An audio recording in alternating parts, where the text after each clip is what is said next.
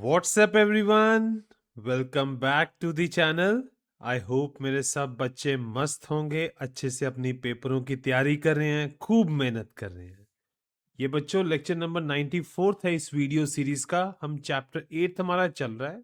अभी एक आध लेक्चर में और में ये खत्म हो जाएगा। ठीक है, अकाउंटिंग फॉर शेयर कैपिटल। आज का टॉपिक रहेगा for feature of share. Very very very important, बहुत इंपॉर्टेंट टॉपिक है ये बच्चों। आपने ये इसको बिल्कुल मिस नहीं करना। एग्जाम्स में इसके क्वेश्चन जरूर आएंगे। एग्जाम्स में ये पक्का आएगा। ठीक है बच्चों, जल्दी से बच्चों अपनी नोटबुक पेन निकाल लो। बड़े प्यार से हम शुरू करेंगे, धीरे धीरे आगे बढ़ेंगे। ठीक है, चलिए।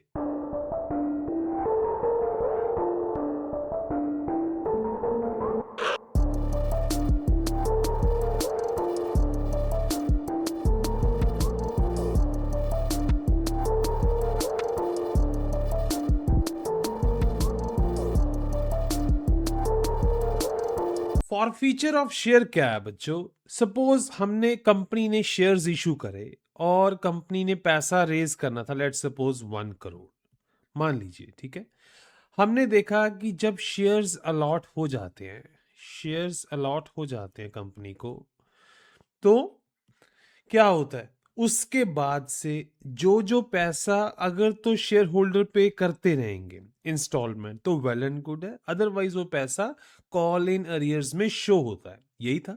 लेट्स सपोज 1 करोड़ कंपनी ने लेना है। ठीक है, शेयर होल्डर्स ने सिर्फ 90 लाख ही पे करा, 90 लाख ही पे करा, और जो बाकी का 10 लाख था ये अभी पे नहीं करा, ये अनपेड है। कंपनी ने टोटल शेयर होल्डर से पैसा लेना था 1 करोड़, शेयर होल्डर्स ने 90 लाख दिया, 10 लाख उनका पेंडिंग है, अनपेड है। यही है। अब ये जो 10 लाख है ये कहां पे स्टैंड करेगा? कहां पे स्टैंड करेगा बच्चों? ये कॉल इन अरियर्स। ठीक है, बताने की जरूरत है इस केस में बैलेंस शीट कैसे बैलेंस रहती है। चलो एक बार फिर से बता देते हैं आपको बच्चों। Asset, liability, clear. 1 करोड़ था, 1 करोड़ में से 90 लाख आ गया, तो 90 लाख बैंक अकाउंट में शो होगा बच्चों, 90 लाख। ठीक है, और जो 10 लाख है वो एक तरह से कॉल इन अरियर्स में, ऐसा ही होगा बच्चों। याद रखना, मैंने आपको एक बात बोला था कि कॉल इन अरियर्स को बैंक बैलेंस शीट में शो करने का अलग मेथड है।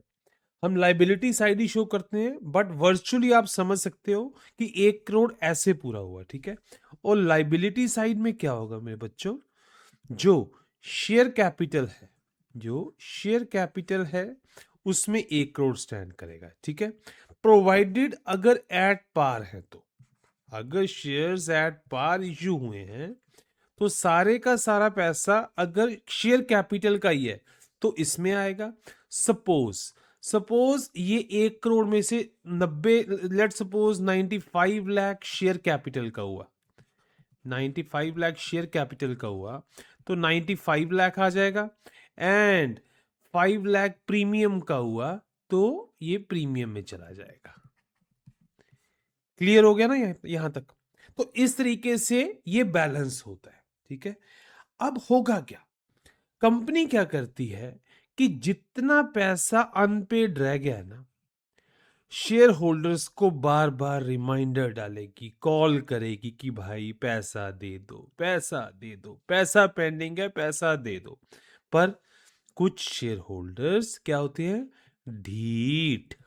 ये हैं ढीठ, ये पैसा इनके पास नहीं है, ये पैसा नहीं देते। ठीक है, फिर कंपनी क्या करती है बच्चों? इनको 14 डेज का नोटिस भेजती है, 14 डेज का। भाई ध्यान से सुन लो, पैसा वापस कर दो, जितना तुमसे पैसा लेना है हम ऑलरेडी लाइबिलिटी में शो कर चुके हैं, तो प्यार से वो पैसा दे दो। नहीं दोगे ना तो ये मत समझना कि हम शेयर्स, कोई बात नहीं, शेयर्स फॉरफिट कर लेंगे। हम तुम्हारे शेयर्स भी जब्त कर लेंगे, तुम अपना ओनरशिप राइट भी खो दोगे एज अ शेयर होल्डर, और जितना पैसा तुम दे चुके हो ना एक्चुअल में, वो भी जब्त हो जाएगा। समझे बच्चों? क्या कंपनी कहती है कि तुम अपना ओनरशिप राइट भी खो दोगे, तुम्हारे शेयर्स फॉरफिट कर लिए जाएंगे, जब्त कर लिए जाएंगे, और जो पैसा तुम ऑलरेडी एक्चुअल में पे कर चुके हो बैंक अकाउंट में, वो भी जब्त हो जाएगा, वो फॉरफिट हो जाएगा, और वो नॉन रिफंडेबल है, वो वापस नहीं किया जाएगा। फिर कंपनी ये बोलती है। क्लियर है बच्चों?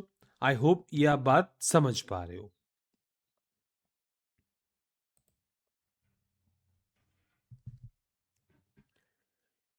इसी चीज को मैंने आप यहाँ पे लिख के भी बताया है कि मान लीजिए टोटल ड्यू था 1 CR, शेयर्स एट पार पे इशू थे, फुली कॉल्ड अप है, और हमने 1 CR लेना है। एक्चुअल में शेयर होल्डर्स ने 70 लाख दिया, अनपेड था 30 लाख। पोजीशन क्या आएगी बच्चों? शेयर कैपिटल में 1 करोड़ स्टैंड करेगा, कंपनी ने अपनी बुक्स में लाइबिलिटी रिकॉर्ड कर ली है, ठीक है, बट बैंक अकाउंट में सिर्फ 70 लाख आया है। बाकी का पैसा, बाकी का पैसा कॉल इन अरियर्स, हम एक टेम्परेरी एसेट अकाउंट ओपन करते हैं, ये एक तरह से टेम्परेरी एसेट अकाउंट है, ठीक है, इसमें हम इसके डेबिट बैलेंस में वो पैसा शो करते हैं। ये पैसा लेने के लिए कंपनी बार बार शेयर होल्डर्स को लिखती है, नोटिस भेजेगी कि भाई आप हमारे शेयर होल्डर्स हो, हमने सारे का सारा पैसा एज अ लाइबिलिटी रिकॉर्ड कर रखा है, तो ये जितना पैसा पेंडिंग रह गया ये आप हमें वापस कर दो। क्लियर है बच्चों? ये कंपनी उनको बोल के वापस करने को बोलती है। अगर कुछ शेयर होल्डर्स नहीं कर पाते तो कंपनी शेयर्स फॉरफिट कर देती है। जितना पैसा उन्होंने एक्चुअल में पे करा है वो फॉरफिट होके उसको शेयर कैपिटल से निकाल दिया जाता है, वो फॉरफीचर अकाउंट में चला जाता है, और जितना पैसा रह गया उसके कॉरस्पॉन्डिंग जो शेयर कैपिटल में पैसा पड़ा था वो भी रिमूव कर दिया जाता है। कॉल इन अरियर्स जो टेम्परेरी एसेट अकाउंट आपने बनाया था वो भी क्लोज कर दिया जाता है। मतलब सब कुछ खत्म हो जाएगा बच्चों अगर पेमेंट नहीं आई तो। फाइनली फाइनली रह क्या जाएगा बच्चों? एसेट साइड में आपका जो पेड पैसा आपने फॉरफिट किया है वो बैंक अकाउंट में रिफ्लेक्ट करेगा, और लाइबिलिटी साइड में उतना ही पैसा, बच्चों देखो हमेशा याद रखना है कि कैसे बैलेंस रह रहा है, वो आपका फॉर फीचर अकाउंट में रिफ्लेक्ट करेगा। बस ये चीज रह जाएगी, ये चीज रह जाएगी। जितना पैसा एक्चुअल में पे हुआ वो एसेट साइड में बैंक अकाउंट में, और लाइबिलिटी साइड में शेयर फॉर फीचर अकाउंट में रिफ्लेक्ट करेगा, ठीक है। तो अब इट मींस हमने क्या क्या एंट्रीज नॉर्मली करेंगे, कौन कौन से अकाउंट्स अफेक्ट होंगे जब फॉर फीचर होगा। सबसे पहले जो शेयर कैपिटल में एज अ शेयर कैपिटल आपने पैसा डाला है आप वो निकालोगे, है ना। आप इंटरनल लाइबिलिटी रिड्यूस करोगे, भाई जब पेमेंट ही नहीं करी, शेयर जब्त हो गए, तो लाइबिलिटी तो कम करनी पड़ेगी, तो शेयर कैपिटल अकाउंट आप डेबिट करोगे, करोगे ना। उसके बाद जो आपने एक टेम्परेरी एसेट अकाउंट बनाया था कॉल इन अरियर्स का, अब क्या उसकी जरूरत है क्या? जब पैसा ही नहीं देना उन्होंने, वो ढीठ ही हो गए हैं, अब कब तक टेम्पररी एसेट अकाउंट होल्ड कर रखोगे? तो आपको उसको भी क्लोज करना है, टेम्पररी एसेट अकाउंट को भी आपने क्लोज करना है, और जितना पैसा पे हुआ है आप न्यू अकाउंट ओपन करोगे शेयर फॉर फीचर अकाउंट, उसमें पैसा डाल दोगे, उसमें पैसा डाल दोगे बच्चों। क्लियर है? एक छोटी सी चीज और है बच्चों, प्रीमियम की। कभी कभार ऐसा होता है कि जो अनपेड पैसा है, जो अनपेड पैसा है बच्चों, ठीक है, लेट्स सपोज अनपेड पैसा 30 लाख था ना पिछले केस में, इसमें शेयर कैपिटल का मान लो, शेयर कैपिटल का सपोज 15, ये है 18 लाख, ठीक है, अनपेड है, ये देना है, और प्रीमियम का पैसा है और प्रीमियम का पैसा है 12 लाख। ये भी तो हो सकता है ना कि कुछ अनपेड रह गया हो प्रीमियम का, वो है 12 लाख रुपए। ठीक है, तो बच्चों जब आप कॉल इन अरियर अकाउंट को क्लोज करोगे ना, कॉल इन अरियर अकाउंट को क्लोज करोगे, तो आप खुद देखना कि जब आप 30 लाख को क्रेडिट करोगे, 30 लाख को आप क्रेडिट साइड शो करोगे ना, तो आपको एज अ बैलेंसिंग फिगर खुद ब खुद निकल के आएगी कि security premium account, security premium account को डेबिट साइड आएगा। ये बैलेंसिंग फिगर निकल के आएगा और ये किस अमाउंट से आएगा? Unpaid premium. याद रखना, अनपेड प्रीमियम। अगर प्रीमियम पे हो चुका हुआ फिर तो वो एज इट इज स्टैंड करता रहेगा। पैसा आया मेरे बच्चों, पैसा आया, वो एज इट इज स्टैंड करता रहेगा। एक चीज और मैं आपको बता दूं, हमने पिछले एग्जांपल में डिस्कस करा ना कि जो पैसा आता है, ठीक है, जब आपने फॉरफिट कर लिया, इस साइड बैंक अकाउंट में रिफ्लेक्ट करता है, ठीक है, और इस साइड हमने क्या बोला था? शेयर फॉर फीचर में। ठीक है, यही बोला था मैंने, इसमें करता है। एक चीज और है बच्चों, अगर कुछ पैसा एज अ प्रीमियम भी पे करा गया ना, तो वो सिक्योरिटी प्रीमियम अकाउंट में भी रिफ्लेक्ट करेगा, सिक्योरिटी प्रीमियम अकाउंट में भी रिफ्लेक्ट करेगा। अगर कुछ पेड पैसा प्रीमियम में भी है, प्रीमियम का पार्ट भी है। कहने का मतलब, जब आप कॉल इन अरियर अकाउंट को क्लोज करोगे ना, तो सिक्योरिटी प्रीमियम अकाउंट का अनपेड पैसा एज अ बैलेंसिंग फिगर जरूर आएगा डेबिट साइड में। वो आप कोई भी एग्जांपल लेके चाहे करके देखना। आपने ध्यान क्या रखना है कि कॉल इन अरियर अकाउंट को क्लोज करना है, जितना पैसा वो शेयर्स का शेयर कैपिटल में रिफ्लेक्ट कर रहा था उसको भी क्लोज करना है, उसको रिमूव करना है। ठीक है, और जितना पैसा एक्चुअल में पे कर दिया, अगर उस जो पेड पैसा जितना शेयर कैपिटल का पार्ट है वो शेयर फॉर फ्यूचर अकाउंट में जाएगा, एंड पेड पैसे का जितना पार्ट प्रीमियम का होगा वो तो एज इट इज रिफ्लेक्ट कर ही रहा होगा, वो एज इट इज रिफ्लेक्ट कर ही रहा होगा। ठीक है, paid premium never goes to share for future. जो पेड प्रीमियम है बच्चों, ये तो आपका सिक्योरिटी प्रीमियम अकाउंट वो इसमें रिफ्लेक्ट करेगा। ठीक है, and as a balancing figure जो अनपेड प्रीमियम अमाउंट है ना, ये डेबिट करना पड़ेगा सिक्योरिटी प्रीमियम अकाउंट से। एग्जांपल से मैं आपको आगे समझाता हूं। मान लीजिए शेयर्स एट पार इशू हुए, अमाउंट लेना था 1 करोड़, शेयर्स अलॉट हो चुके हैं, इट मींस अब ये 1 करोड़ शेयर कैपिटल में रिफ्लेक्ट कर रहा होगा liability side, because share allot हो चुके हैं, ये 1 करोड़ वहां पे आएगा। एक्चुअल में पे हुआ 70 लाख, 30 लाख अनपेड था, उसको हमने एक तरह से टेम्परेरी एसेट अकाउंट में शो कर रखा है, टेम्परेरी एसेट अकाउंट में शो कर रखा है। ठीक है, बैलेंसिंग एसेट शो करा था। अब क्योंकि ये 30 लाख पे नहीं हुआ, तो हमने करना क्या? हमने कॉल इन अरियर अकाउंट को क्लोज करना सबसे पहले। इसको क्लोज करने के लिए 30 लाख क्रेडिट होगा, call in arrear account 30 lakh credit आ गया, वेरी गुड।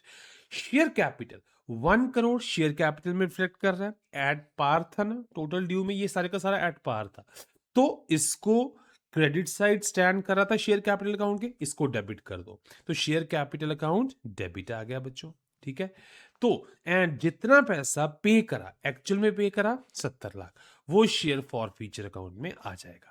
तो ये एंट्री इस तरीके से बन जाएगी। इसमें ध्यान रखना बच्चों, एट पार इशू हुए, हैं, ये है, क्लियर है। अब बात करेंगे प्रीमियम की। शेयर्स प्रीमियम पे इशू हुए एंड प्रीमियम बट पे नहीं करा गया, प्रीमियम पे नहीं करा गया। सपोज टोटल 1 करोड़ था, 1 करोड़ की ड्यू था, जिसमें से 90 lakh capital, 10 lakh premium. Clear है बच्चों। अब होगा क्या जब ये शेयर्स अलॉटेड होंगे, ये शेयर्स अलॉटेड है, अलॉटेड है तो इट मींस ये 90 लाख शेयर कैपिटल अकाउंट में आएगा, ये 10 लाख सिक्योरिटी प्रीमियम अकाउंट में रिफ्लेक्ट कर रहा होगा। क्लियर है?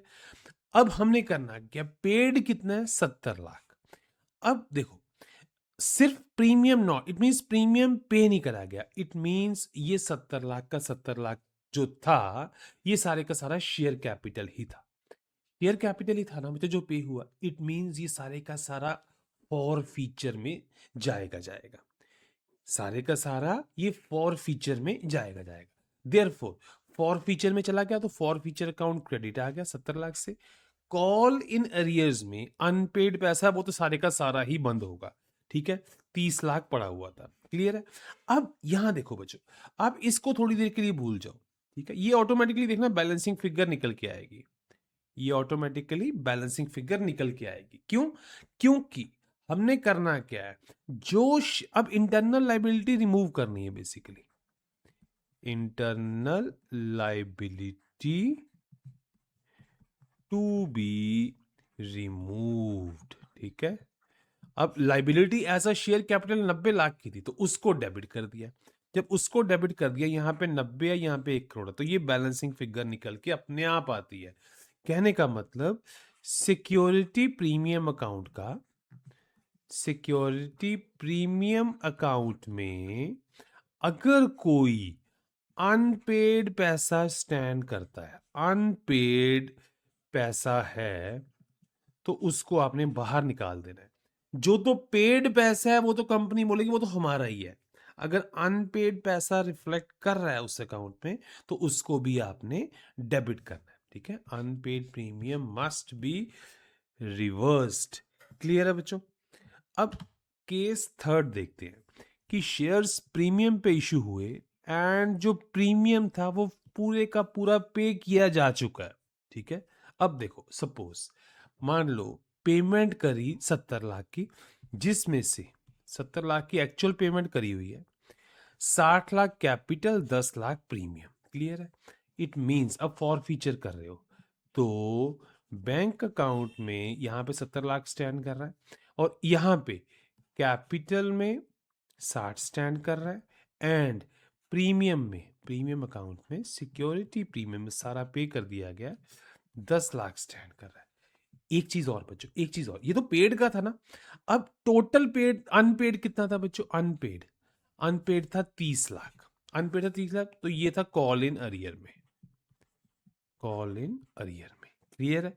कॉल इन में आया 30 लाख, ये 30 लाख सारे का सारा अनपेड है, अनपेड है, इसमें कैपिटल ही है, इट मींस ये यहां पे 90 लाख आ जाएगा, ठीक है ना। अब 10 लाख प्रीमियम में, 90 लाख कैपिटल में आ गया। क्लियर हो गया बच्चों? जब फॉर फीचर होगा ये क्लोज होगा, कॉल इन अरियर अकाउंट को क्लोज करने के लिए क्रेडिट कर दिया, डेबिट बैलेंस है 30 लाख के, जितना पेड पैसा है, अब पेड पैसा कितना है बच्चों, टोटल देखो 70 लाख, ध्यान से देखो बच्चों, टोटल पेड पैसा कितना है, 70 लाख, इसमें से as a share capital paid कितना है, फॉर फीचर में सारे का सारा पेड नहीं जाता बच्चों, जितना एज अ शेयर कैपिटल पे करा है ना वो जाएगा। अगर कुछ सिक्योरिटी प्रीमियम में पेड है तो वो तो ऑलरेडी स्टैंड कर ही रहा है वहां पे प्रीमियम अकाउंट में, ठीक है, सिर्फ शेयर कैपिटल का पैसा जा रहा है, तो शेयर कैपिटल का पैसा था 60 लाख, समझे, 60 ये और 30 अनपेड, मतलब total 90 lakh. Therefore share capital में तो 90 लाख ही था स्टैंड कर रहा है, ठीक है ना। 1 करोड़ था ना टोटल बेटा बच्चों, देखो ड्यू, 1 करोड़ में से 90 लाख शेयर कैपिटल था, शेयर कैपिटल में, एंड 10 लाख प्रीमियम में, ऐसे ही था ना, 90 लाख शेयर कैपिटल में स्टैंड करेगा, 10 लाख सिक्योरिटी प्रीमियम अकाउंट में, तो ये जो 90 लाख है मेरे बच्चों, मेरे प्यारे बच्चों, अब इसको हमने क्लोज कर देना है, शेयर कैपिटल अकाउंट को इसको क्लोज कर दिया। सारी बैलेंसिंग फिगर जब आप देखोगे, कॉल इन अरियर को क्लोज करोगे, जितना पैसा एक्चुअल में पे करा as a share capital, actual में पे करा 70 लाख, सर 70 लाख लिख दे, नहीं बच्चों चेक करो एज अ शेयर कैपिटल कितना पे करा, सर वो तो एज अ 10 लाख 60 लाख ही करा, तो सिर्फ सिक्योरिटी प्रीमियम में 60 लाख जाएगा, भाई अगर सारे का सारा भेज दोगे फिर तो डबलिंग हो जाएगी। क्यों? क्योंकि जो 10 लाख है वो ऑलरेडी 10 लाख जो है वो ऑलरेडी प्रीमियम अकाउंट में रिफ्लेक्ट कर रहा है मेरे भाई। प्रीमियम अकाउंट में वो रिफ्लेक्ट कर रहा है, तो उसको आपने कंसीडर नहीं करना। क्लियर है यहां तक कि अगर प्रीमियम फुली पे हो गया है कोई इशू नहीं है। सिर्फ जितना प्रीमियम अनपेड है ना बच्चों, आपने फॉर फीचर की एंट्री के टाइम उसको डेबिट जरूर करना है। क्लियर है? आपने call in arrear account close करना है, जो शेयर के कॉरस्पॉन्डिंग शेयर कैपिटल में पैसा था वो क्लोज करना है, बिकॉज अब कोई इंटरनल लाइबिलिटी नहीं रहेगी। अब जो टेम्पररी एसेट अकाउंट आपने ओपन करा था वो बंद कर दिया आपने।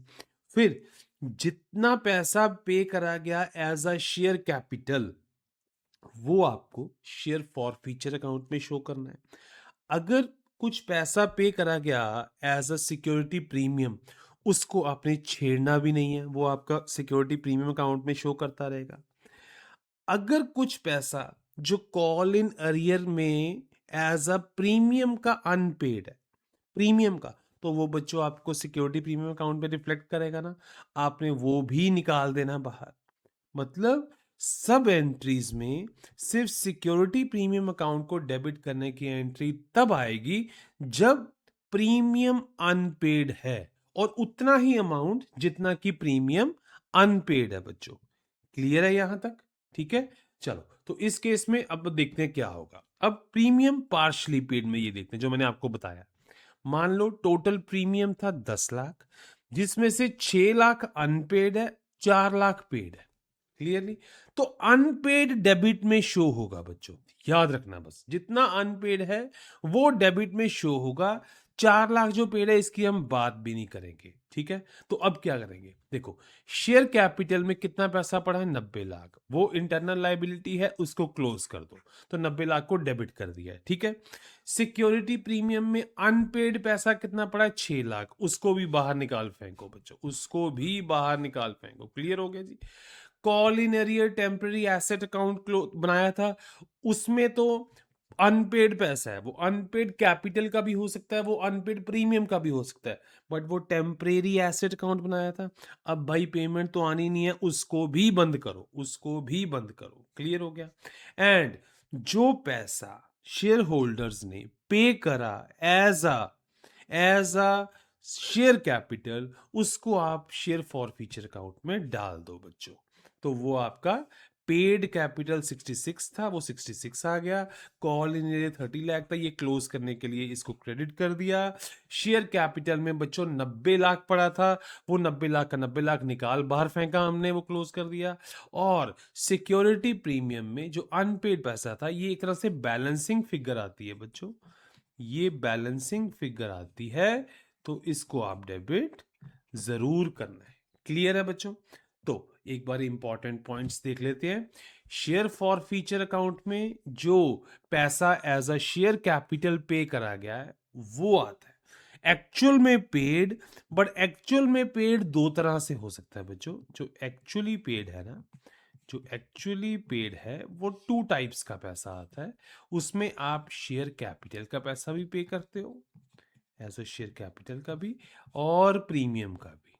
ठीक है, अब ये जो प्रीमियम का पैसा है ये तो सिक्योरिटी प्रीमियम अकाउंट में रिफ्लेक्ट करता है, ये सिक्योरिटी प्रीमियम अकाउंट में बोलता है। और share capital as a share capital आपने बनाया, वो तो शेयर कैपिटल अकाउंट में बोलेगा। ठीक है, तो आपने एक्चुअली पेड में शेयर कैपिटल के पोर्शन को शिफ्ट करना है बच्चों, किसमें? इसको क्लोज कर देना। अब आपने जितना एक्चुअली पेड शेयर कैपिटल का पैसा आएगा वो आपका शेयर फॉर फीचर अकाउंट में चला जाएगा। ठीक है, एक चीज बच्चों और थी, अगर sometimes call in arrears account नहीं ओपन करेंगे। अब कॉल इन अरियर अकाउंट क्या है बच्चों? टेम्पररी एसेट अकाउंट है ना, टेम्पररी एसेट अकाउंट है। Call in arrear account is temporary asset account. ठीक है, ये अगर नहीं ओपन करोगे, इनका डेबिट बैलेंस होता है, तो फिर कोई बात नहीं है बच्चों। हर स्टेज पे देखो, फिर आपको अलग अलग अकाउंट के बैलेंसेस मेंटेन करने पड़ेंगे। जब अलॉटमेंट की बारी आएगी, शेयर अलॉटमेंट अकाउंट का डेबिट बैलेंस होगा, टेम्पररी एसेट। जब फर्स्ट कॉल की बारी आएगी, शेयर फर्स्ट कॉल का डेबिट बैलेंस स्टैंड करेगा। सेकंड की बारी आएगी, शेयर सेकंड कॉल का आएगा, है ना। इस तरीके से स्टैंड करेंगे। तो आप नॉर्मली फॉर फीचर में एक को क्लोज करते हो, अब इन सबको बारी बारी क्लोज करोगे और इनके डेबिट बैलेंसेस आएंगे बच्चों, इनको आप बारी बारी क्लोज करोगे। क्लियर है?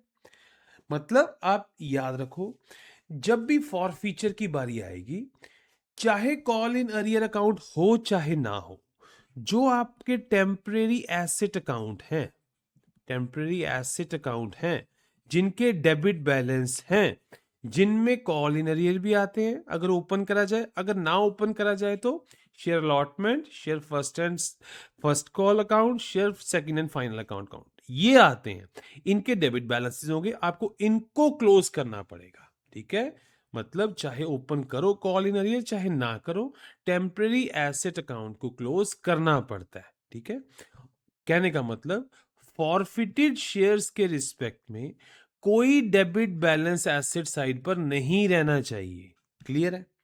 एक बार मैं समराइज कर दूं, जब भी शेयर्स फॉरफिट किए जाते हैं, जो टेम्पररी एसेट अकाउंट आपने ओपन करा है वो कंप्लीटली क्लोज होगा।